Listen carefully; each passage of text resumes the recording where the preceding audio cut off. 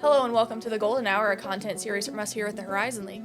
Why the Golden Hour? Well, we certainly won't take up a full hour of your time, but it refers to the name of our league, the Horizon, where the earth meets the sky and where the student meets the athlete. We hope you enjoy today's episode.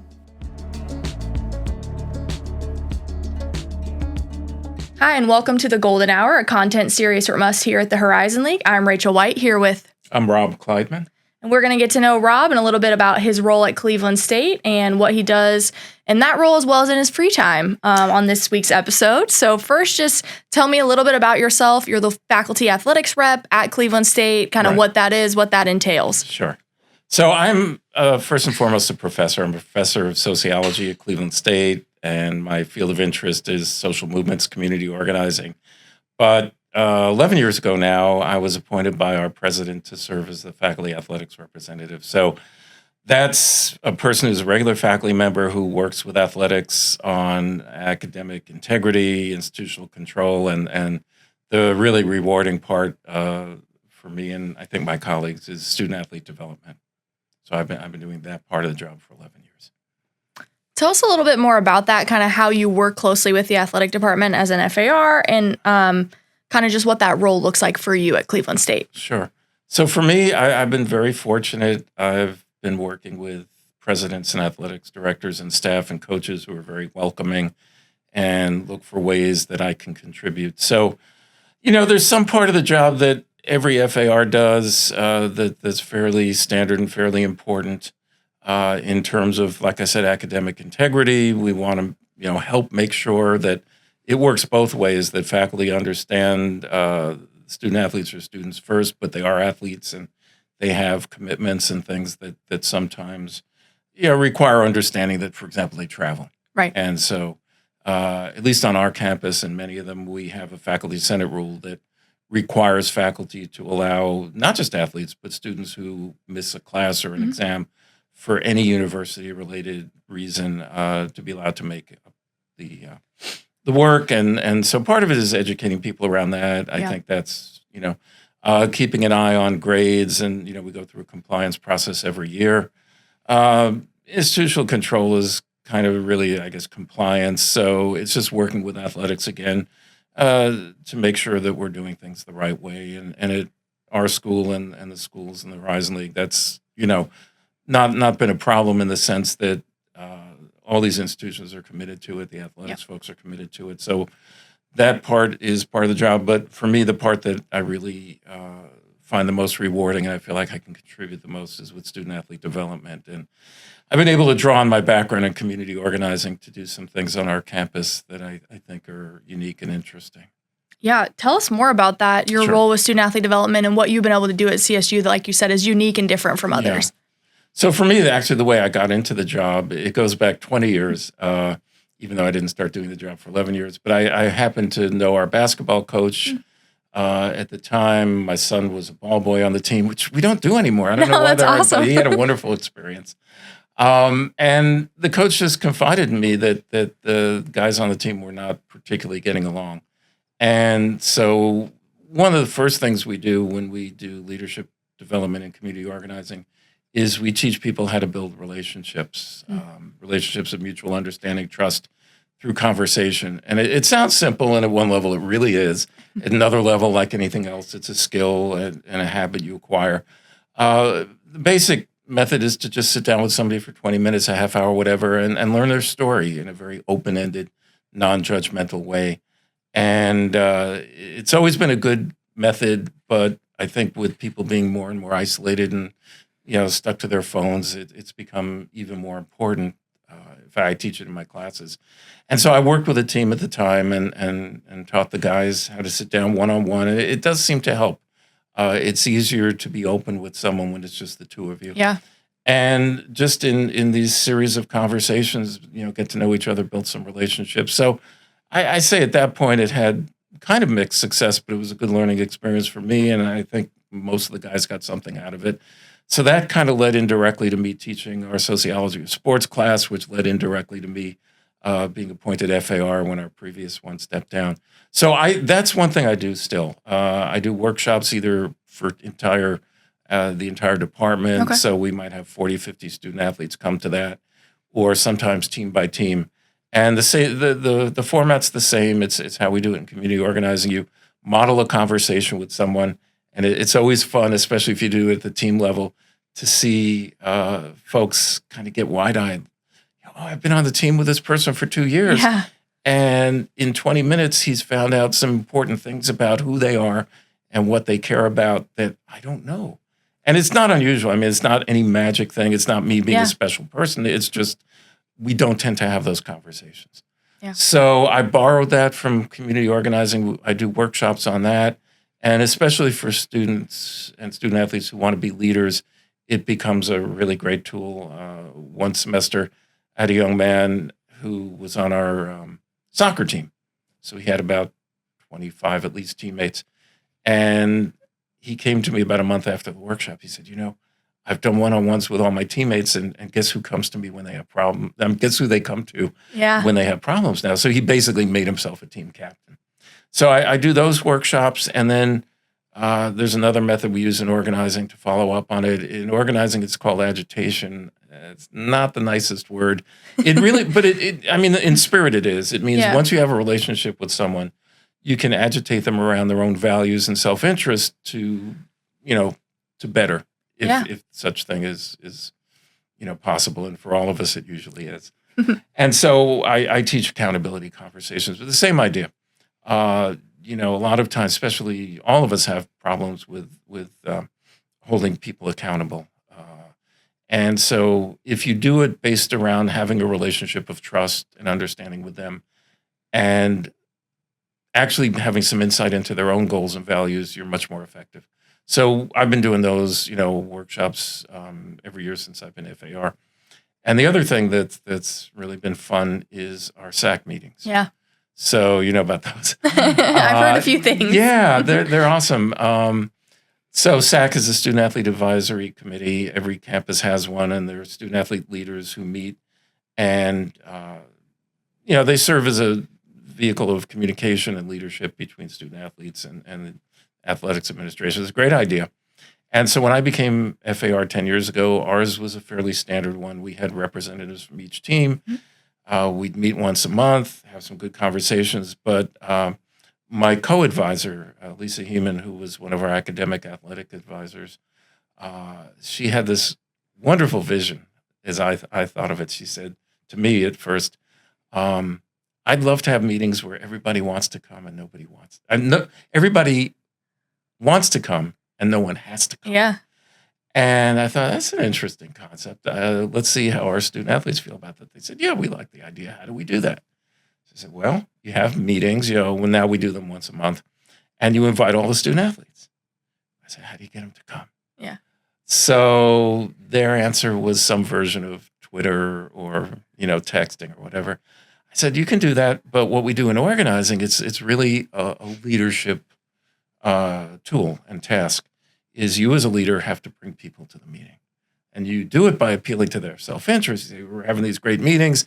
I think you get a lot out of it, but you're responsible. So we started doing that. And this is how we get hundreds or thousands of people to community meetings and organizing is people take responsibility for bringing people there, and then you hold them accountable. So we do have a leadership group now. It's expanded. So we have officers for all kinds of things, for community service, student athlete development, a variety of things like that. And we have team reps. Some teams this year, they have 5 people who want to be team reps because it's the place to be. Yeah. But they're collectively responsible for these, open 1-hour meetings once a month. And we've had as many as 200 of our close to 400 student athletes there. And they're really powerful meetings. They get to hear from a speaker, usually somebody on a topic that's really of importance to them, like life after athletics. Yeah. And I know the league's doing some great stuff around that. So we've been, doing that. They have small group conversations with each other, so they get to know student athletes from other teams where they might not. Every team gets to brag a little bit about what they're doing. And so that's become, as far as I know, it's unique. I don't think other schools do that. And it's something that ultimately, and this is how you look at it from an organizing point of view, one of the biggest things you get out of it is leadership development from the leadership group, from our board, because they're the ones, they really have ownership. They're the ones who come up with the new plans and the new ideas. things like bleed green. A few Yeah. years ago, one of our student athletes said, we just don't have enough spirit and morale. We're not a Yeah. school where we get hundreds or thousands of students out to our events, but let's up our game. So he said, let's do something called Bleed Green. And so every team gets to pick a Bleed Green team game of the year, and they get a lot of people out to that. Yeah. We have a Bleed Green student athlete of the month. But it all comes from them. The small group conversations, Yeah. their idea. So that part, I feel, again, taking methods that we've developed for years and years in community organizing, starting with the idea that you have to have a reason to have a meeting. I guess I skipped over that part, right? We all go to a lot of meetings and say, why on earth am I here? Yeah. Because we meet. We meet every month. Right. Why are we here? So we start with that. I mean, why are we meeting? And it's to develop community and further our community service and all the things we do. So there's reasons for those meetings, and we start with that, and then we say, all right, how do we do a great job? Yeah. That's awesome. Very cool. It's the student athletes who come out of that leadership experience, really, I think they just have so much that they've learned and so much that they've contributed. So at this point, too, for a young person, it's kind of awesome to think, well, I actually have left a bit of a legacy, Yeah. Absolutely. which is not something you usually think about when you're that age, but Yeah. it's something we're able to do. That's very cool. Yeah. You mentioned at the beginning, first and foremost, your role as a professor, sociology. Yeah. Tell us a little bit about that, kind of what you teach, maybe Sure. if there's some research that you've done that you've really enjoyed. Sure. So when I got my PhD at the University of Wisconsin and I was studying social movements, I was both involved in and wrote about anti-nuclear peace movements, those kinds of things. And I really decided that I love to combine scholarship with actual community work. Yeah. And I was reasonably good at it, and I think I got better. So when I got to Cleveland to work at Cleveland State, I just discovered this amazing field called community organizing. It's a practice that's been going on for since at least the 1940s in its current form in the U.S. It's a powerful way to bring people in a community together to work for any number of things, whatever is really closest to their hearts. It could be better schools, safer streets, fair housing, whatever it might be. And it centers on leadership development, right? Teaching people these skills of one-on-ones, teaching them how to run a good meeting, teaching them how to find an issue that people care about, how to win that issue. So a lot of it's about being strategic and having, profound values, but also being a realist, the way all our great leaders have been. How to raise money, all the things you have to do. So I got involved with community organizing groups in Cleveland when I first got there. They were very generous and welcoming. At first, I was just hanging out with them. And over time, we developed some really great partnerships. My university was very supportive and I think did some really good things around a number of those issues. Yeah. And so I was able to both do that work and write about it. And starting 4 years ago, I got involved in these really global online conversations about organizing that it's called the Brown Community Organizing Initiative. It's a wonderful story. These people who went to Brown University in the 1960s and had worked as organizers and then retired said, well, we don't want to just, go and play golf or whatever. Yeah. Nothing against golf. So they convened these really great online conversations among organizers, people who study organizing, people who fund it, and so on. And out of that emerged a group of 6 of us, 4 in the States, 1 in Germany, 1 in Australia, who said, there's no journal for community organizing scholarship. We're in multiple fields. I'm in sociology, some are in political science, some are in education, social work. We don't have a place where we can really convene, our publications. I mean, we read stuff, but it's in all kinds of different journals. Yeah. So I didn't realize until we actually succeeded in this past March in publishing our first issue that it was a 4-year effort to bring that about. But we did. We created the first ever online journal called the Community Organizing Journal. Cool. It was a great process of working with those 6 people. Although finding times to meet when you have somebody in Germany and somebody in Australia is interesting. I wasn't the one making sacrifices. One of them would get up really early, or one of them would stay up really late. Yeah. And I co-edited the first issue, which, like I said, was published this past March. And it was just a great experience that way. And I co-authored a signature piece for that. So that's my field, is community organizing. That's awesome. I'm sure you're very busy between all the things you've already told us about, your FAR work, your professor work, but what do you like to do for fun? What are your hobbies kind of outside of those things? Nothing spectacular, I guess. Nothing. I don't play golf. I wish I did. But I read. I love comedy. Okay. People who know me, they either say yes or they're surprised because my jokes may not be that good. But thankfully, my wife shares my taste in that, so we're always watching. We always have one sitcom or another going. But I do Tai Chi and a bit of meditation just to try and stay grounded and centered. I used to do a lot of backpacking. I'd love to get back to it. I lived in California for a while. Sure. And, there's access to so many awesome places, but actually anywhere in the world, or at least anywhere that I know of, you can find places to go. So I suppose that's aspirational. I'd like to get back to that. That's great. Okay, one final question. So I think you've listened to our podcast before. We always like to end with kind of a start, bench, cut, where I'll give you sort of 3 things and you kind of rank them into, what's your first, second, and what you kind of get rid of in third. So summer's coming up, so we're going to do kind of a summer-themed one. I feel like we're entering sort of like ice cream season. Okay. So vanilla, chocolate, or strawberry? Start, bench, cut. Okay, I would start chocolate. Chocolate is one of the 5 basic food groups. Right? Love that. So we have to do that. Strawberry would be my second. Okay. Especially because it is a summery thing. Yeah. And I hate to disrespect vanilla, but I would have to cut vanilla. Solid choices. I agree with that. Hopefully we're all having lots of ice cream here as the summer gets going. Once again, I'm Rachel White, and this is Rob Kleidman. And thank you for watching The Golden Hour. Thanks for joining us on this episode of The Golden Hour. Be sure to follow along with all the Horizon League news and action on our social media platforms at Horizon League and at horizonleague.com.